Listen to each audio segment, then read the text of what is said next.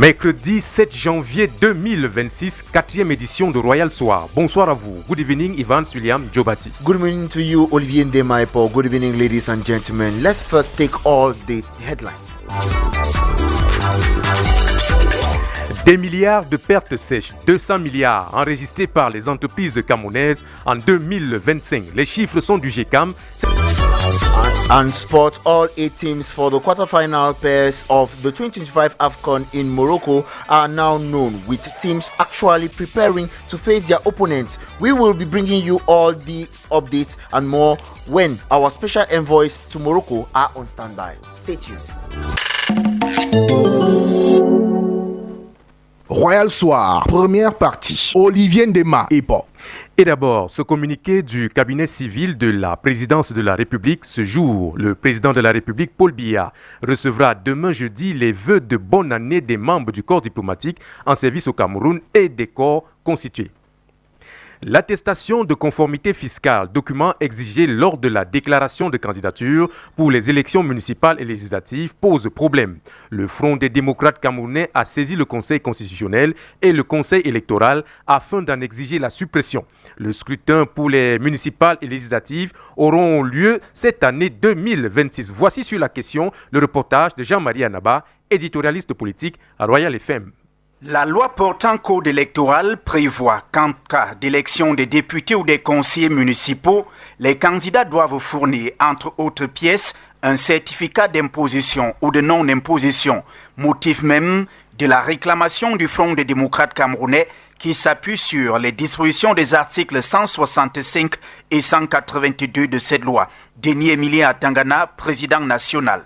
D'où vient l'attestation de conformité fiscale alors qu'elle ne figure nullement dans le code électoral? Lorsqu'on essaie même d'obtenir ce document, il faut savoir que pour avoir l'attestation de conformité fiscale, le préalable, c'est d'abord d'avoir le numéro d'identification unique qu'on est censé générer sur le site des impôts. Pour faire entendre sa voix, l'OFDC a saisi le Conseil électoral d'élections Cameroun et le Conseil constitutionnel pour exiger la suppression et l'annulation de cette pièce pour cause d'illégalité et de difficultés pratiques de son obtention. Est-ce qu'en maintenant ce document, ce n'est pas une manière d'exclure plus de 60% des Camerounais qui n'ont pas de connexion Internet, qui n'ont pas d'électricité? Parce qu'il faut le dire, pour obtenir l'attestation de conformité fiscale, il faut le faire en ligne. Et parfois, le site des impôts peut faire 2 jours, 3, 4 jours, il bug, il ne fonctionne pas. Comment faire pour l'obtenir? Le Front des démocrates camerounais exige le maintien du certificat d'imposition ou de non-imposition et invite par ailleurs les autres acteurs du processus électoral à se joindre à lui pour l'aboutissement heureux de ces démarches citoyennes et républicaines. Et nous signalons que les registres électoraux sont ouverts depuis le 2 janvier 2026, ceci en prévision des élections législatives et municipales en préparation au Cameroun. 18h07 du côté de Mvan, la même heure dans ce studio, vous écoutez Royal Soir, bilingue. Nous le disions en titre, le groupement des entreprises du Cameroun, le GCAM, est formel. Les entreprises camerounaises ont enregistré des pertes cumulées de plus de 200 milliards de CFA. Des pertes sèches enregistrées au moment de la crise post-électorale et les villes mortes que l'on a observées dans plusieurs villes du pays. Francine Ateba, reporter à la rédaction centrale de Royal FM, a échangé ce matin avec un expert. Voici son reportage. Avant même le scrutin présidentiel du 12 octobre 2025, l'économie camerounaise évoluait déjà dans un contexte de fragilité structurelle. La crise post-électorale a entraîné la contraction aiguë de l'activité économique. Pour le docteur Onguéné Ateba Julien, économiste, le groupement des entreprises du Cameroun a raison de tirer la sonnette d'alarme. Une perte de 200 milliards de francs CFA pour une semaine, c'est à peu près 0,66% de notre produit intérieur brut et à peu près 2,27% de notre budget. C'est dire un peu l'impact et le poids qu'une crise peut avoir sur l'économie camerounaise, sur les entreprises, les ménages et même l'État pourrait se retrouver en train d'être en situation de déficit budgétaire aggravé. Le GCAM fait bien une analyse qui est fondée à mon sens. L'économie camerounaise fait face à de nombreuses tensions selon l'expert. Nous sortons d'une crise inflationniste et qui est encore là, qui est stagnante. Nous sommes victimes d'une crise de production, nous sommes victimes des externalités liées à la conjoncture économique internationale, nous sommes victimes de la pression fiscale, nous sommes victimes d'un ensemble de fondamentaux économiques qui ne sont pas bien modélisés dans le cadre de la politique économique. Pour sortir de cette situation, l'économiste suggère. L'économie camerounaise doit apprendre à devenir une économie productive. L'un des problèmes qu'on reproche à l'économie camerounaise depuis près de 30-50 ans aujourd'hui, c'est qu'elle est restée une économie de consommation. Produit dans le secteur agricole, produit dans le secteur industriel, produit dans le secteur minier, dans le secteur pétrolier, dans le secteur énergétique. S'appuyer sur quelques projets productifs qui vont booster la croissance économique et amener l'économie camerounaise vers l'émergence. Le patronat propose une pause fiscale en 2026 pour soulager les entreprises fragilisées et pour permettre aux acteurs économiques de se repositionner dans un environnement stable. Le conseil d'administration de l'Office du baccalauréat du Cameroun suspend 47 enseignants et 208 candidats. L'Office du baccalauréat leur reproche des irrégularités multiples et hautes fraudes lors de la session 2025 des examens baccalauréat et probatoires. Nous revenons sur ces décisions avec Dorine Bimi, reporter à la rédaction de Royal FM. Le ministre en charge des enseignements secondaires formule que les fraudes aux examens officiels 2025 sont désormais un fait fortement documenté.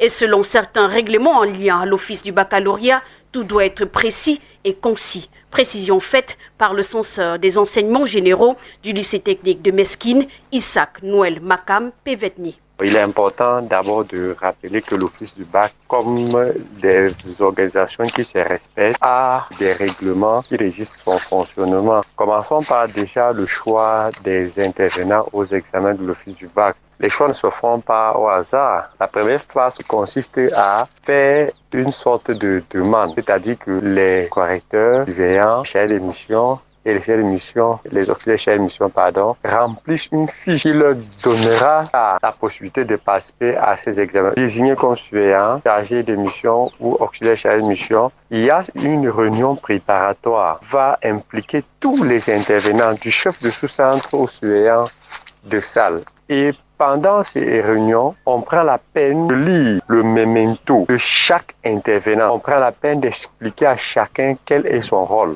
Une énumération avec des tâches bien précises. Partons aux examens de l'Office du bac, conséquences, connaissance, ce que nous sommes supposés faire et ce que nous ne sommes pas supposés faire. Alors, lorsque nous ne respectons pas les règles, nous sommes supposés être sanctionnés de toutes les manières. On dit que l'examen ne connaît pas d'erreur dans les examens, il n'y a que de fautes graves. Et ça, tout le monde le sait. À partir du moment où nous sommes au courant de ce que nous sommes supposés faire, il ne serait pas heureux de venir se plaindre et de penser que les sanctions ne sont pas bienvenues. Aucune tolérance fondée, aucune justice sociale jugée irrecevable, selon le censeur des enseignements généraux du lycée technique de Meskine, Isaac Makam, une fois de plus. Un sentiment de justice et justice sociale. Nous sommes dans un pays où nous réclamons toute la justice. Si nous tolérons tout, l'examen va perdre sa valeur au Cameroun. Donc nous arrivons là à cause du fait que les uns et les autres refusent d'obéir, de respecter les instructions éditées par l'Office du baccalauréat. Et pour l'impact de ces sanctions sur le corps enseignant, c'est tout simplement que le personnel sera d'autant plus sérieux chaque fois qu'ils vont aller intervenir à un examen, sachant que s'ils ne le font pas selon les règles de l'art, il y a risque de tomber sous le coup de la sanction. Et pour les candidats, je vous l'ai dit, ils comprennent aisément que si l'Office du bac est capable de sanctionner leurs enseignants, qui sont leurs encadreurs, ça veut dire qu'eux également, ils sont sanctionnés. C'est un appel donc au sérieux pour les intervenants aux examens, que ce soit les candidats, que ce soit les correcteurs, les chefs de mission auxiliaires ainsi que les chefs de sous-centre. À travers ces sanctions, l'Office du baccalauréat OBC réaffirme sa détermination à lutter contre la fraude et à préserver la crédibilité. Toujours en éducation, mais au bas de cette page nationale, les élèves sont de retour à l'école depuis 3 jours pour l'une des périodes les plus courtes de l'année scolaire. Un moment à capitaliser en vue d'un succès en fin d'année scolaire. Mais comment s'y prendre quand le premier trimestre a été un échec? Comment remonter la pente? Les conseils d'un spécialiste dans ce reportage de Florent Goyam, chef desk brigade des reportages. Troubles d'apprentissage, problèmes familiaux, absence de suivi, voilà entre autres raisons de l'échec scolaire d'un élève. Et pour le pédagogue Jean-Jacques Tonnier, il faut se rattraper pour améliorer son niveau. Pour ce trimestre, ce n'est que le travail, c'est l'assiduité, c'est la discipline, c'est le sérieux, parce que ce sont là autant d'ingrédients qui peuvent être à la base des succès futurs. Il faut véritablement savoir que le deuxième trimestre est le plus court dans l'année scolaire, mais le plus capital. L'échec au premier trimestre ne doit pas être une fatalité, encore moins une source de frustration, poursuit l'enseignant. Il revient donc aux parents de motiver l'élève afin qu'il donne le meilleur de lui.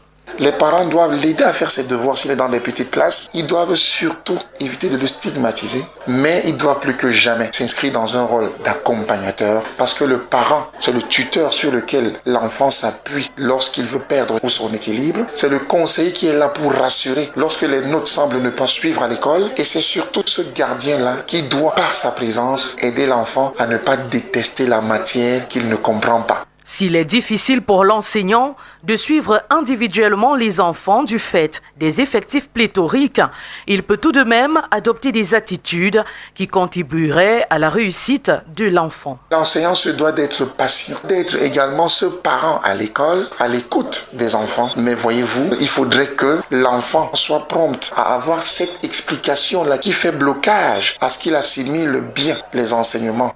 À l'élève, le pédagogue Jean-Jacques Tonnier prodigue quelques conseils pour bien aborder ce deuxième trimestre considéré comme le plus court et le plus décisif. L'élève qui a mal négocié le premier trimestre, ou pour parler de manière triviale, qui a échoué, doit se remettre véritablement au travail, doit à la limite avoir un comportement digne de celui qu'on a après un électrochoc. Il doit surtout éviter le découragement, la semaine de la jeunesse, la semaine de la femme, la semaine même de l'amour avec le 14 février. Mais toutes ces interruptions de cours ne doivent pas distraire l'enfant qui sait où il va. Des recommandations qui, espère-t-il, ne tomberont pas dans les oreilles de sourds.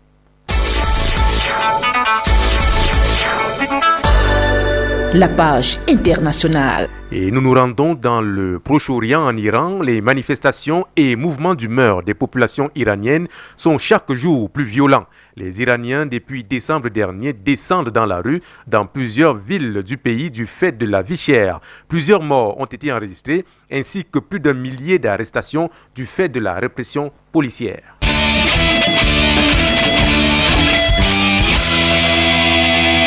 La page sportive.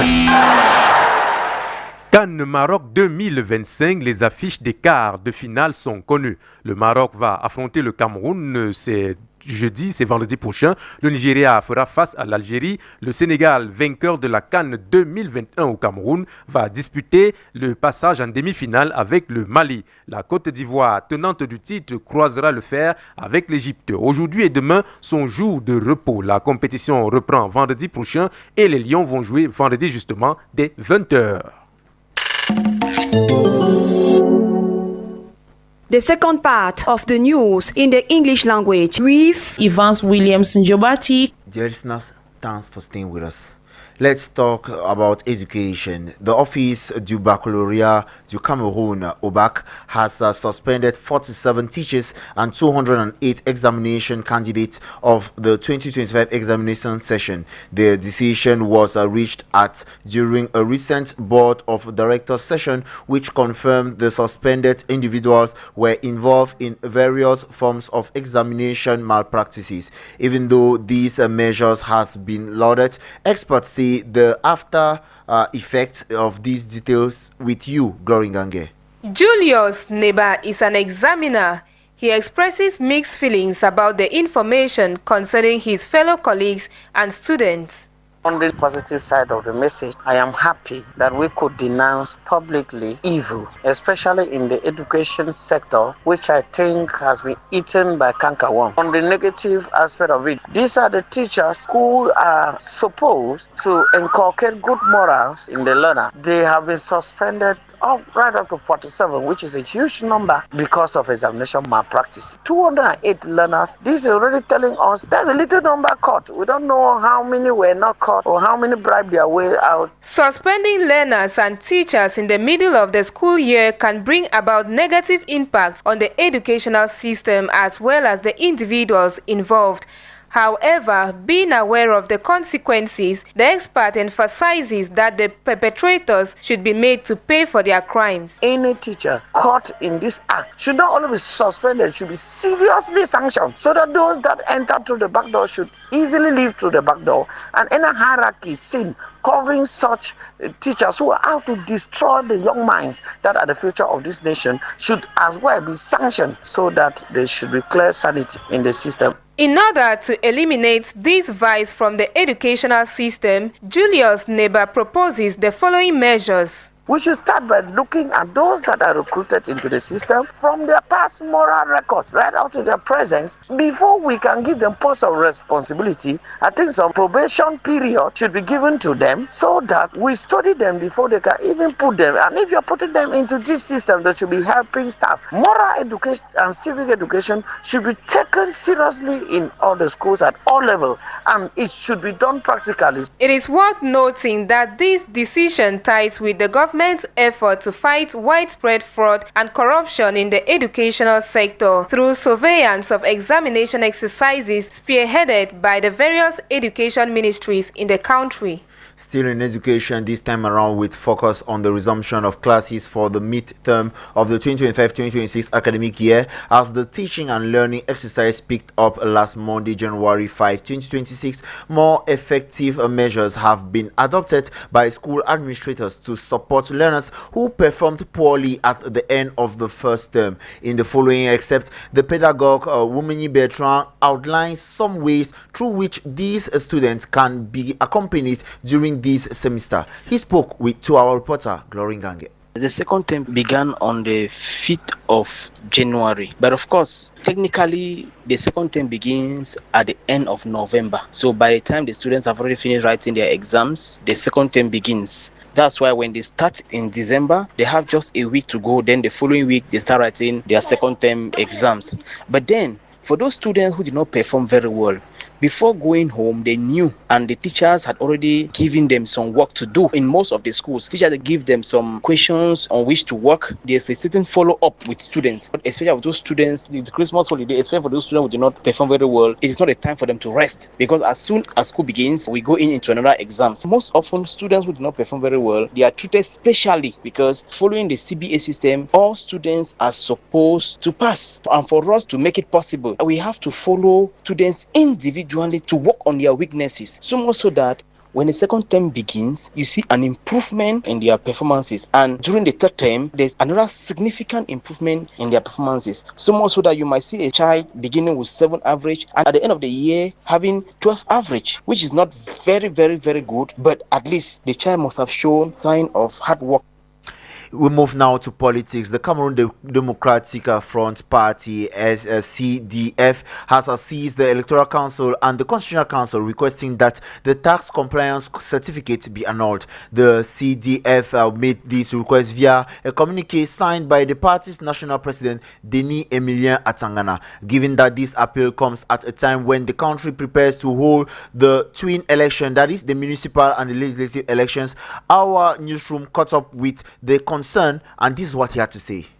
Lors des élections présidentielles et les élections régionales, during the presidential and regional elections in Cameroon, candidates were required to submit a tax assessment or non-assessment certificate and a tax compliance certificate, which is an illegal document not mentioned anywhere in the electoral code. Even still, it has become clear that obtaining these certificates presents enormous practical difficulties. De conformité fiscale, il y a d'énormes difficultés pratiques. Nous pensons que le Conseil électoral The Electoral and Constitutional Councils are the bodies authorized to order elections Cameroon to strictly adhere to what is written in the Electoral Code. The Electoral Code, with regard to the elections of members of the National Assembly, stipulates in Article 165 that the declaration of candidacy must be accompanied, among others, by a certificate of tax and non-taxation.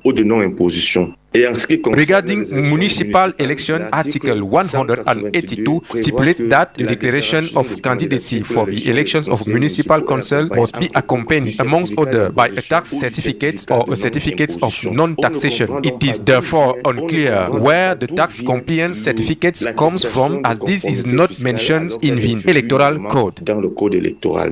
We remain in politics to say the president of the Liberators Party, Professor Olivier Billet, has tabled an appeal before the Constitutional Council requesting that the council see keen into the various administrative members' blockage issued by the president of the Republic, Paul Biya. And for more understanding on this request, our newsroom equally contacted the concerned who clarifies us more on this issue.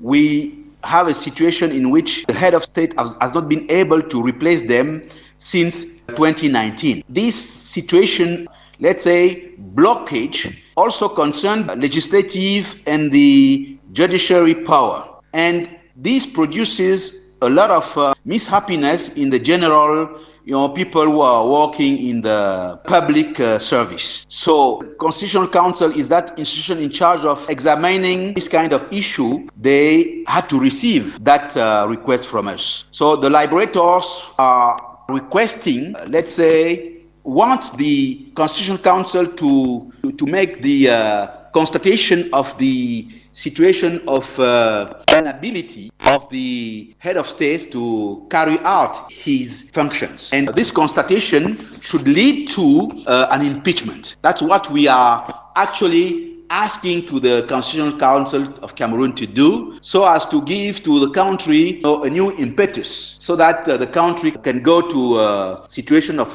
revitalization, redynamization of the whole state. We'll now move into economy, but in a related story with politics, where the Cameroon Business Association has indicated that in less than a month, post-electoral tensions have drained businesses, resulting in a loss estimated at 254 billion francs CFA, with 5 regions being targeted. As these figures sink in, attention is shifted towards the government. How can the latter protect the economy and prevent similar losses in the future? Our reporter Jeffrey Tachum in this light captured the reaction of an expert in this domain and compiled the following for the news. Economists warn the government of the need to act as fast as possible to restore economic confidence. Jamo Haiwang is a research analyst at the Cameroon Economic Policy Institute. It is essential to guarantee security and the free movement of goods, especially in the most affected regions, such as Littoral, Adamawa, the Northwest, and the Southwest. Then, emergency fiscal measures, tax relief, temporary moratoriums on certain obligations, and deferred deadlines can ease companies' cash flow pressures and help prevent bankruptcies. Meanwhile, ensuring that democratic principles be acknowledged by our leaders by making it easier to express freedom to protest is a way forward for economists like Henry Kwam. We have to ensure that we give citizens the opportunity to also protest. Currently, in order for you to protest, you have to get an authorization from the Ministry of Territorial Administration, and that's fine. But we should make it simpler for people to go out and hold gatherings and protest something they disagree with. That's what happens in a well-functioning democracy. It's important that people understand what those processes are at the Ministry of Territorial Administration, but also for citizens to be responsible. Moreover, the government should build a favorable business climate through ways such as easy access to credit and support vulnerable small businesses, among others. The government must also facilitate access to credit, support vulnerable SMEs, and rebuild damaged infrastructure while drawing lessons from the crisis. This means strengthening political dialogue to prevent future disruptions, improving the resilience of value chain, and better integrating economic actors to national governance to preserve social and economic stability. And after losing more than 250 billion CFA francs, it's high time for Cameroon public authorities to take action for such financial drain to be controlled in the future. Henry Kwam once again. There are reforms in the finance law that actually benefit businesses. There's a tax incentive for businesses which says that if you hire someone who is less than 35 years old, don't pay any taxes on their salary, but you pay their social security contribution. And so those are little incentives that businesses should really be taking advantage of to create more employment and prosperity. And hopefully that would contribute to positive economic development, but also ensure that over time we are building and developing responsible citizens of upstanding. In conclusion, political stability is not just a matter of governance, but also a vitality for the survival of businesses, the protection of jobs, and resilience of the national economy. And if you're just tuning in to Royal 88.4 FM, this is the evening bilingual session. We are beaming live from the Thompson studios of your daily frequency modulation 88.4 FM, located at Sapemimboma neighborhood here in Yaoundé. We now move to this societal story where in most homes it is common to see couples have misunderstandings, but these misunderstandings often leads to a cut in communications between the partners and sometimes even draw the children's attention. As a result, Finn Crispin, our head of Reporters Brigade, interviewed a sociologist and a marriage counselor on the above issue and now reports. It is very normal for couples to have misunderstandings, but it is a sign of disrespect when it is done in the presence of children. Ntuungong Valentine. Parents need to learn conflict resolution management skills such that their conflicts do not escalate or they don't manage them in front of the children. But if it happens that the children leave the experience of a couple in a serious dispute, a quarrel, a disagreement, it is important that the parents may either leave the scene or get the children to leave. But when the atmosphere is calm and conducive, the sociologists attest the parents need to put those children down and get them to understand that every couple have disagreements, but what is important is that at the end of the day they agree. And it could be good that if the parents leave the scene, they should come back in each other's arms. This will also teach the children, because amongst them, the siblings, they also have disagreements. So it is important to get them to know that for every disagreement there is need for peace or reconciliation. Moreover, the expert reveals it is inappropriate for children to interfere when their parents are having disagreements. Parents manage their issues correctly, children will not even leave the experience of their parents quarreling. But now, when they are quarreling, it is very dangerous when children interfere, because if they interfere, it means they will take sides. And the moment children start taking sides in a disagreement between parents, that family is already destroyed. So children have nothing to do except that they are grown-ups. When I mean grown-ups, I mean independent children. Then they may come to help their parents to reconcile them. It's quite a different scenario.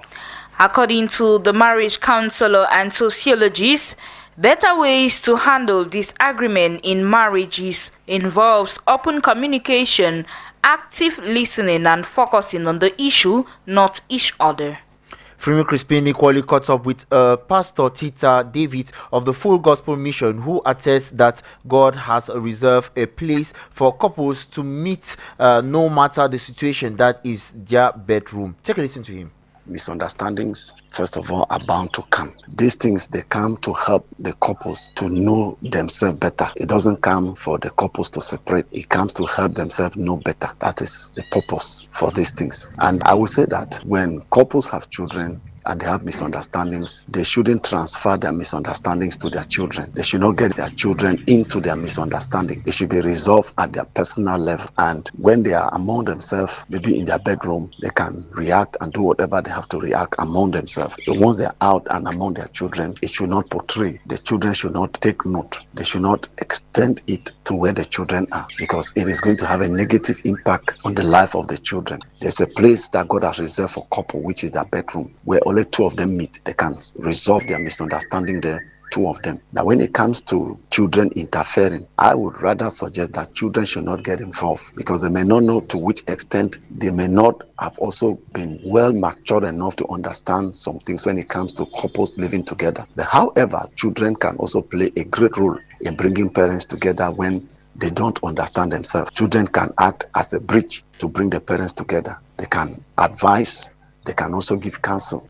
When they notice that their parents have some misunderstanding, they should not also take side with any of them. They should be in the middle. They should be neutral. Not taking side with their father or taking side with their mother. Yes, they should be neutral. And neutral in the sense that, because when there is a misunderstanding, both parties are wrong. Both parties are involved. There's nobody that is right in 100%. There is something that the woman has done that brought the misunderstanding. There's something that the man too have done, though the contribution may not be 50-50. So in their role of interfering is to bring the mother to realize what she did that was not proper, and to bring the father to realize what he did that was not proper. And then each person can now apologize and reconciliation will take place. And without transition, we'll move directly into sports. As you heard in one of our top stories, the round of 16 is now over, with 8 teams fine-tuning tactics as the stage is getting set for the quarterfinals phases of the which kicks off on Friday and on Saturday. On Saturday, the Super Eagles have been paired with the Cottage Foxes of the Desert Foxes of Algeria at 5 p.m, while the Pharaohs of Egypt will be opposed to the Elephants of Cote d'Ivoire at 8 p.m. Meanwhile, the Eagles of Mali and the Teranga Lions will be battling in the West African Derby at 5 p.m. prompt. And finally, the Indomitable Lions of Cameroon will be confronting host nation, the Atlas Lions of Morocco, at 8 p.m.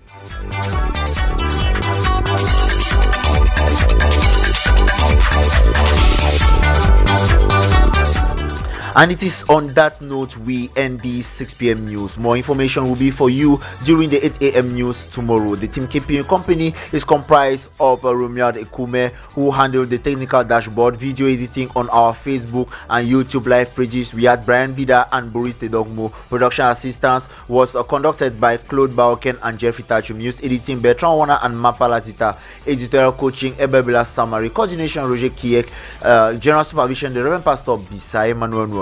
My name is Ivan Soulem Jobati and I was accompanied by Olivier Ndemaye pour prochaine édition d'information demain 8h avec l'audio Jean-Jacques Foucault, Glory Nganger. Nous cédons notre fauteuil à On refait l'actu et son producteur Roger Kiek de Kiki. Bonsoir. Bonsoir Olivier Ndemaye pour